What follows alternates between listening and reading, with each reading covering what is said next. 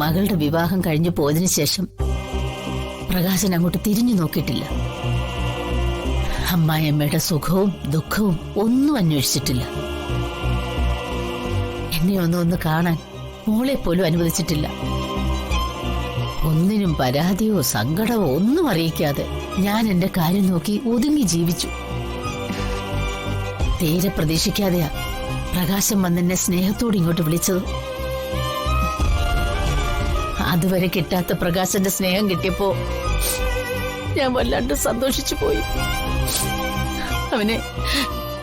അവനെ മരുമോനായിട്ടല്ല, സ്വന്തം മോനായി തന്നെ സങ്കല്പിച്ചാ ഞാൻ വന്നത്.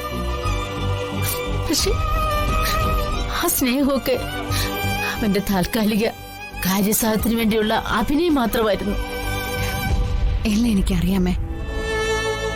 കാര്യസാധ്യത്തിന് വേണ്ടി മാത്രമുള്ള അഭിനയം ഞാനും കുറെ കണ്ടതല്ലേ. പണിയെടുക്കാതെ അന്യന്റെ മുതൽ ചൂഷണം ചെയ്ത് ജീവിക്കാനൊന്നും ഞാൻ പഠിച്ചിട്ടില്ല.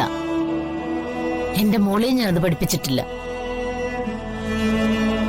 എത്രയോ കാലം ഇവിടെ ജീവിച്ചുള്ള സുചിത്ര, നിങ്ങളുടെ മനസ്സ് വിഷമിപ്പിക്കുന്ന എന്തെങ്കിലും ഒരു കാര്യം അവളിൽ നിന്നുണ്ടായിട്ടുണ്ടോ? ഇല്ലമ്മേ. ഈ വീടിനെയും അച്ഛനമ്മമാരെയും ഏറ്റവും കൂടുതൽ സ്നേഹിച്ചത് സുചിത്രയെടുത്തിയ. എന്റെ അമ്മയ്ക്ക് ചേച്ചി സ്വന്തം മോളെ പോലെ. ഞങ്ങൾക്കൊക്കെ കൂടെ പറപ്പം.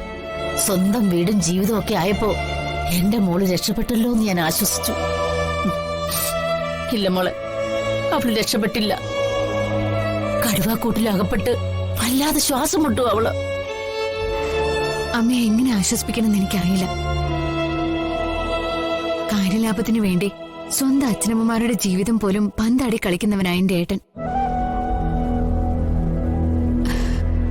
അയാൾക്ക് അമ്മായിയമ്മയുടെ ആത്മാർത്ഥതയും നിഷ്കളങ്കതയും ഒന്നും മനസ്സിലാവില്ല. ചേട്ടന്റെ അവിവേകത്തിന് മാപ്പ് ചോദിക്കാൻ എനിക്ക് കഴിയും.